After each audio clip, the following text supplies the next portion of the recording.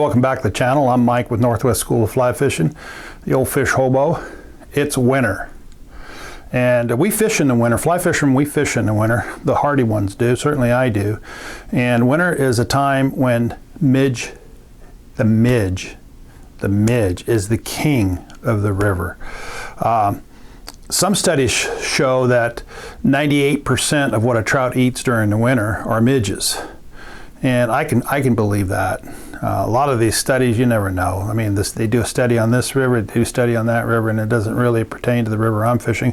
But in generally speaking, trout will eat midges 98% of the time.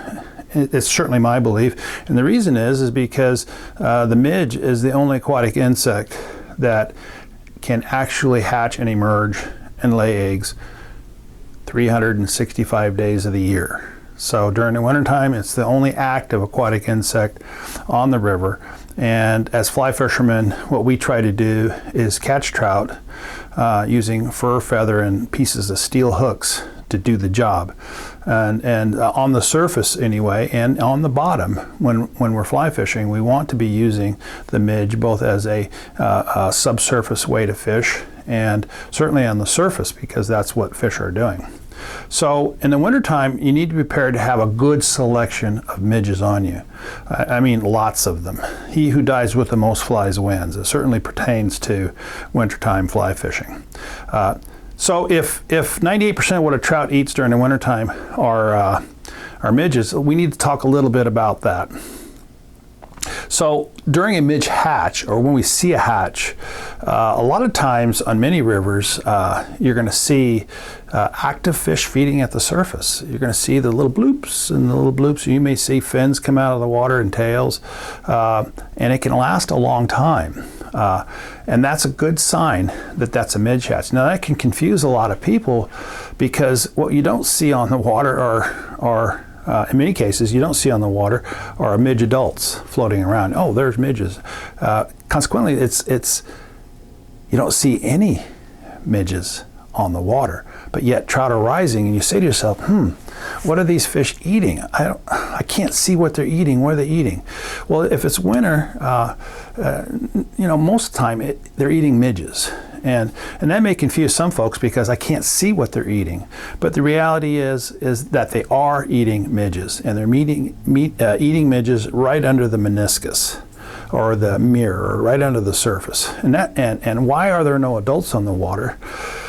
It's because midges go through a complete metamorphosis. And when they emerge from the bottom of the river, they're emerging as a midge pupa. And that midge pupa is going to go straight up to the surface, where it struggles under the meniscus to emerge from that pliant saran wrap type stuff called surface film. And when it pops out, it immediately crawls out of its nymphal shuck and becomes an adult dry fly, and it'll skitter and fly away. So oftentimes we don't see that. We see the fish eating that emergent midge. I would have to say that probably, way over 90% of the fish that I catch during the winter are on that emergent midge pupa, both at the surface and at the bottom. So you have to understand exactly what a midge pupa is. So, like I said, midges go through a metamorphosis, and they live in little burrows and little tunnels as worms. And when God bings them on the head to go through the metamorphosis, they do it right there. And what God and the problem with aquatic insects is they just can't crawl out into the air like we think of a caterpillar spinning a cocoon, pops out a butterfly. That's a complete metamorphosis too. The difference between a complete metamorphosis on the surface and on the bottom is there's a medium called water. And evolution has done it right for both the caddis and the midges, is that they go under a complete metamorphosis in their tubes or burrows. And what happens under there is they become a fully developed adult, but God puts them in a sleeping bag, like a mummy sleeping bag. I'm a complete human being, but if you put me in a mummy sleeping bag, all you see is my head. But what happens during metamorphosis is gas builds up, and this cuticle traps the gas, allowing this midge to quickly move up, or caddisfly to quickly move up. And once they hit the surface, see, all they're doing is coming right out of that sleeping bag. And then the skitter fly, and that's gone. So you're not going to see a lot of midges, if any, on the water, and it throws us off a little bit. And the fly that we best use to imitate a caddis pupa, a midge pupa, both on the bottom at the surface, is the zebra midge. It probably catches more fish coast to coast during a midge hatch than any other midge. However, size does count in midge fishing, and trout are particularly sensitive to size. And you may have I'll show you a size 18 midge hatch, or a size 18 midge pupa, but what's hatching are size 26 midges. And you're using a size 18 and you can't catch a single fish, but the guy next to you has a size 26, same pattern, and he's catching all the fish. So for example, if I want to go out and buy zebra midges, I want to have them in size probably 20s, 22s, 24s, and 26s. So one pattern in all different sizes, because we don't exactly know what it is those fish are eating.